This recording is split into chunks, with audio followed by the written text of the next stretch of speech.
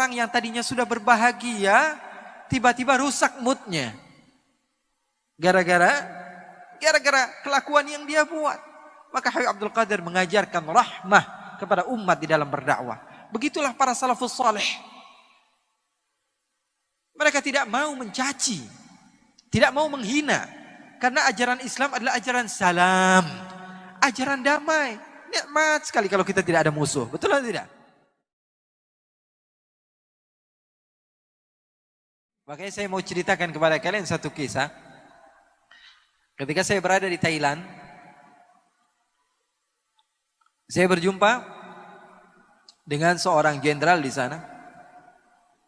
Dia mengadakan kajian bersama tentara-tentara. Lalu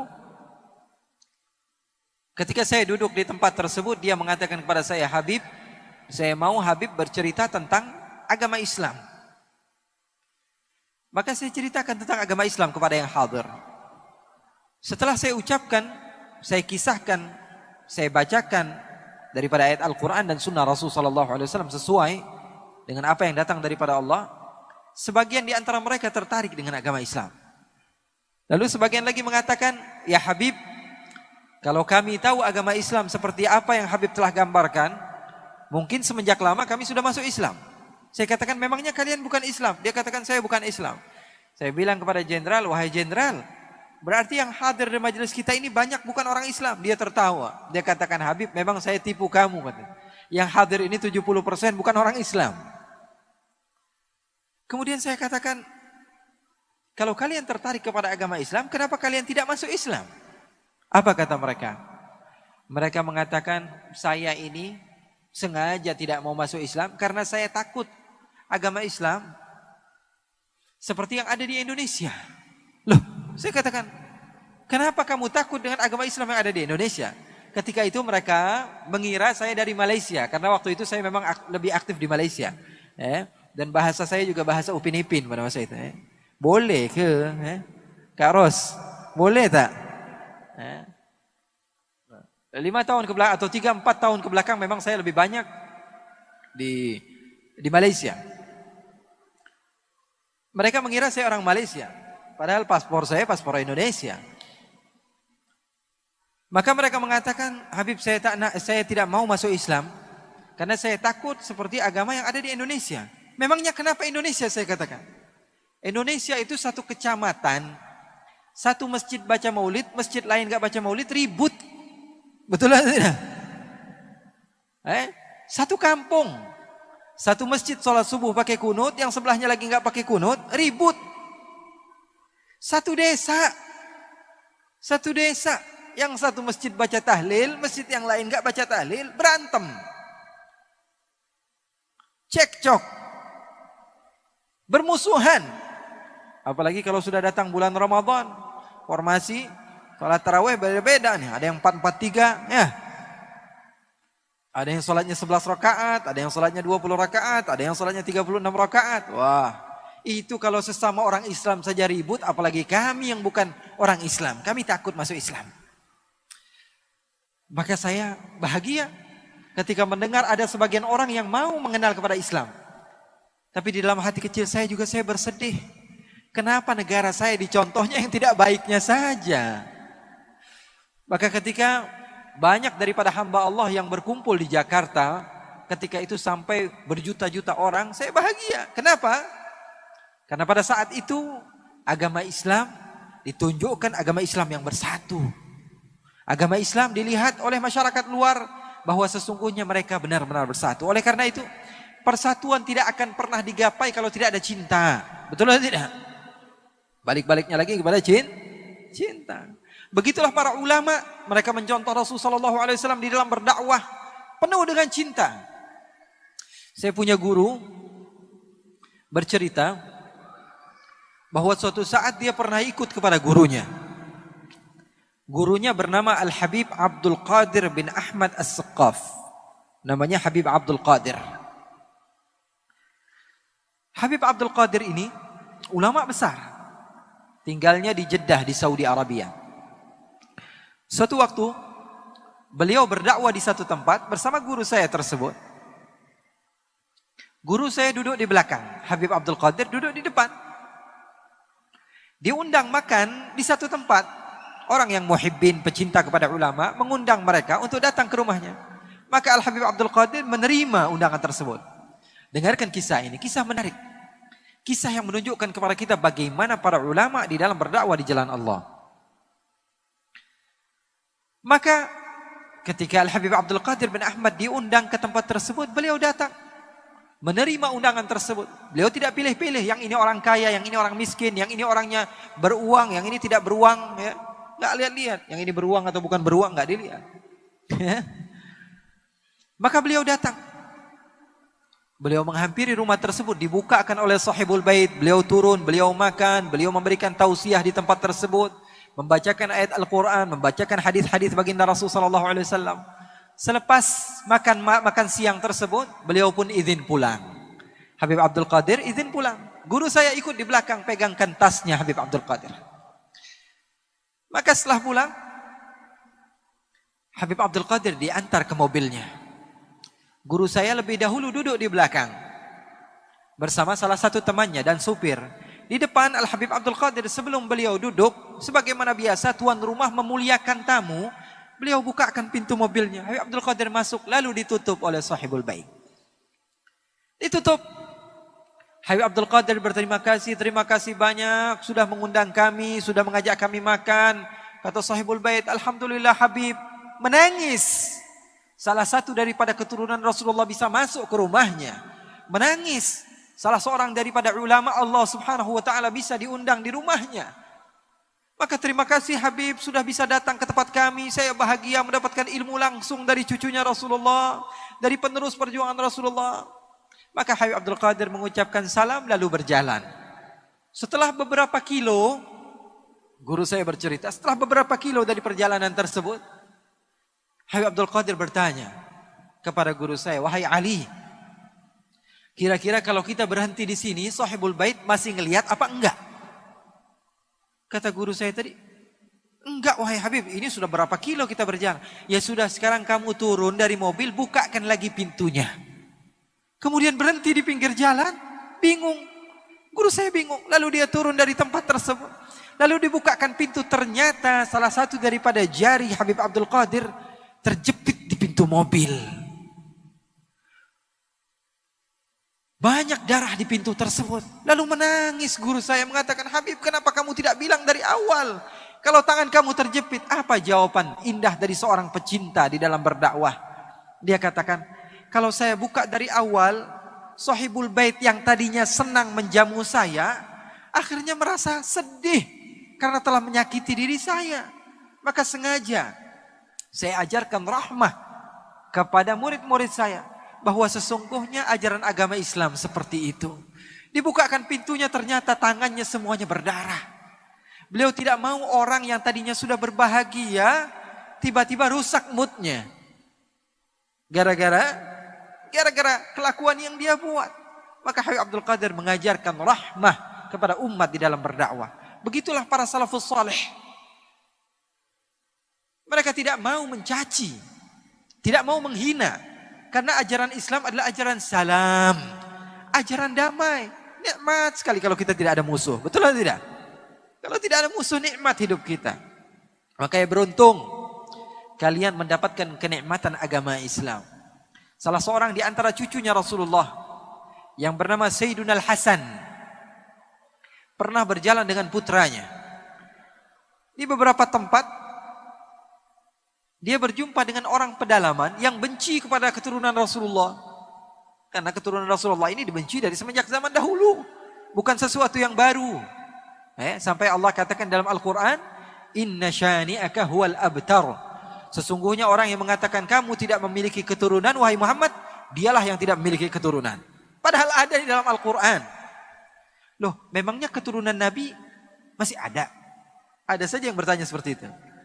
Kalau di dalam Musnad Al-Imam Ahmad bin Hanbal, Nabi Muhammad bercerita bahwa Imam Mahdi nanti di akhir zaman akan diutus oleh Allah Subhanahu wa taala sebagai penyelamat kepada umat. Kata Rasul, dan dia dari keturunan saya. Sekarang pakai akal. Kalau nanti di akhir zaman ada keturunan Nabi, Terus nongolnya dari mana kalau sekarang nggak ada keturunan Nabi? Fahami teks hadis Rasulullah, kemudian gunakan akal kalian. Kalau Nabi Muhammad mengatakan, nanti di akhir zaman ada seorang imam yang bernama Imam Mahdi, dia namanya seperti nama saya, nama ayahnya seperti nama ayah saya, dan dia termasuk daripada keturunan saya. Kalau di dalam hadis dikatakan Imam Mahdi keturunan Nabi, munculnya dari mana kalau sekarang nggak ada keturunan Nabi? Apa tiba-tiba muncul begitu lahir? Paham atau tidak? Oleh karena itu dakwah Ahlul Bait keluarga Nabi Muhammad SAW yaitu dakwah yang tidak mudah menyalahkan orang lain.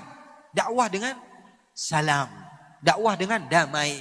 Masuk kemanapun tempat, selagi mereka semua beriman kepada Allah, beriman kepada Rasulullah. Sekarang saya tanya, kalian beriman kepada Al-Quran atau tidak?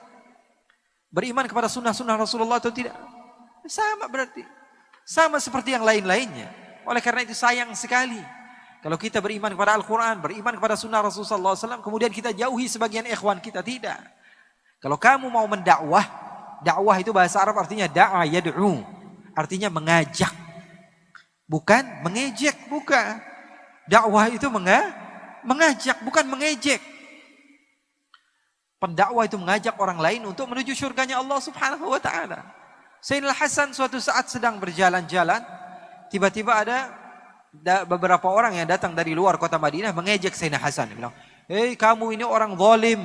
Hei kamu ini mengaku cucu Nabi tapi kamu tidak berakhlak. Kamu ini adalah orang yang fahish. Kamu ini adalah orang yang begini dan begitu." Diejek. Anaknya udah marah nih. Anaknya sudah kesel. Dia bilang, "Ayah kok diejek gak marah-marah? Bapak kok dibilang begini, dibilang begitu, kok kamu tidak marah biasa saja? Bahkan wajah kamu tidak berubah sedikit pun." Apa kata Sayyidina Hasan? Beliau mengatakan, "Saya pengen jawab, tapi kakek moyang saya dari semenjak dahulu tidak mengajarkan saya cara untuk berkata-kata kotor. Sehingga saya tidak tahu kata-kata kotor. Untuk mengatakan sesuatu yang kotor saya tidak tahu. Karena saya tidak diajarkan oleh orang tua saya." Subhanallah. Apakah sudah tidak ada orang yang seperti itu? Ada, cuma mata kita saja dipenuhi dengan suudzon. Banyak. Orang yang dekat dengan Allah itu masih banyak.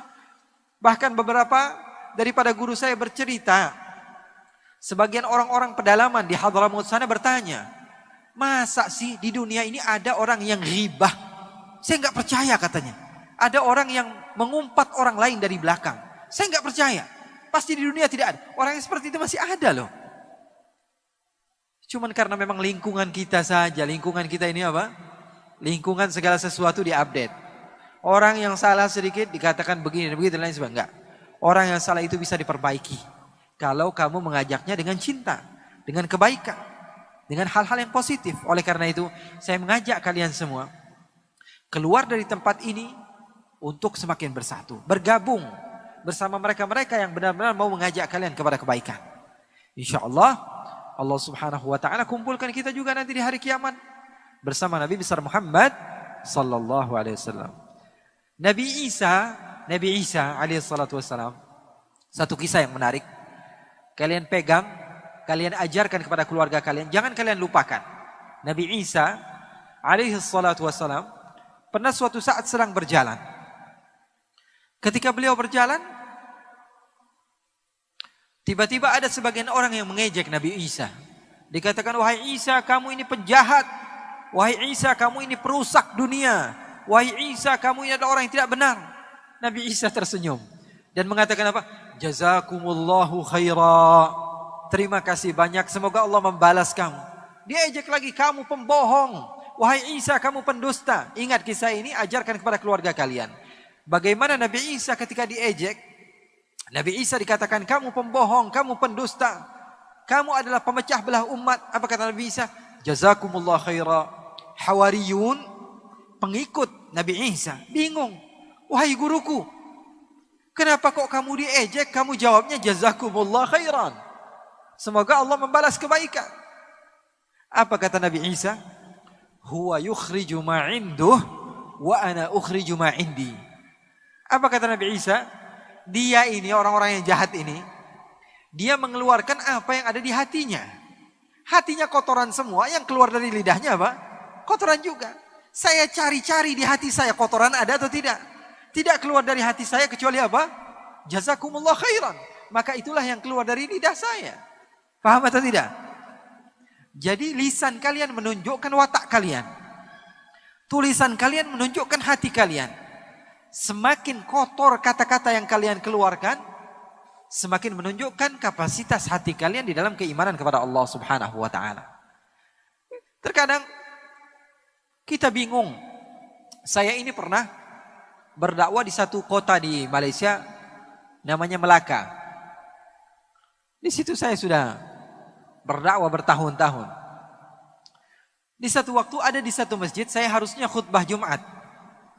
Tiba-tiba foto saya dari atas diturunkan sebagian orang yang mengaku mengikut sunnah, mengikut hadis, mengikut Al-Quran. Dia katakan ini Habib tidak sesuai dengan Al-Quran dan sunnah. Padahal yang saya dakwakan adalah Al-Quran dan sunnah. Maka saya bersedih. Saya berdakwah di Indonesia di beberapa tempat. Di Kalimantan, di Sumatera, di Sulawesi, bahkan sampai ke Papua. Berdakwah di Malaysia, di Brunei, di Singapura, di Hong Kong, di Turki, Australia, di New Zealand. Di beberapa tempat, di Eropa dan di Asia. Saya tidak pernah diusir. Tapi baru kali itu di Melaka, di Malaysia, di tempat di mana saya pertama kali membuat organisasi besar. Dan di sana ramai pengikut saya diturunkan foto saya. Maka saya bersedih. Saya mengadu kepada guru saya. Karena seseorang kalau mau sukses harus memiliki guru. Tidak ada orang yang sukses tanpa guru, nggak ada. Langsung ikut Al-Quran, ikut sunnah, nggak ada. Orang yang seperti saya mondok 17 tahun. Saya belajar di pondok pesantren, 13 tahun saya kuliah di luar, 4 tahun. Dan sampai sekarang saya masih belajar. Orang seperti saya saja kalau ditanya hukum terkadang masih bingung mau menjawab. Apalagi kita yang memang setiap hari di depan handphone. Mau jawab apa? Semua bisa kita jawab. Maka saya bilang sama guru saya, wahai guru saya ini begini, saya ini begitu. Saya ditolak dakwah saya bersedih, apakah jalan saya ini salah, apakah begini. Tolong berikan jalan keluar. Apa kata beliau? Selama ini dakwah kamu bagaimana? Dia katakan baik-baik saja. Saya katakan baik-baik saja. Baru kali ini saya diusir. Apa kata beliau? Pelajaran buat kalian. Kamu diusir. Dan Nabi Muhammad ketika berdakwah diusir. Maka ada keserupaan antara dakwah kamu dengan dakwah Nabi Muhammad. Maka ini langkah pertama kamu diterima di dalam berdakwah di jalan Allah. Maka kalimat tersebut menjadi penyemangat bagi saya. Rasulullah berdakwah bukan enak-enakan. Rasulullah berdakwah dalam keadaan susah. Kamu diusir, Nabi Muhammad berdakwah diusir. Ini adalah langkah pertama bahwa kamu diterima oleh Allah Subhanahu wa taala di dalam berdakwah di jalan Allah Subhanahu wa taala. Semoga Allah Subhanahu wa taala memberikan kepada kita ilmu-ilmu yang bermanfaat. Kalau ilmu semua ulama atau asatidz yang datang kita ambil semua, mungkin otak kita nggak kesampaian. Betul atau tidak? Ini paling berapa MB nih otak kita ini. Ya. Tapi setidaknya sesuatu yang tidak bisa diambil semua, jangan tinggalkan semua. Catat itu. Segala sesuatu yang tidak bisa diambil semua, jangan tinggalkan semua. Semuanya susah. Tapi setidaknya ada beberapa poin yang penting saya dapatkan daripada apa? Acara seperti ini yang saya bawa ke rumah, saya amalkan, saya ajarkan kepada keluarga saya di rumah. Insya Allah, Allah memberikan keimanan kepada kita, memberikan mahabbah kepada kita.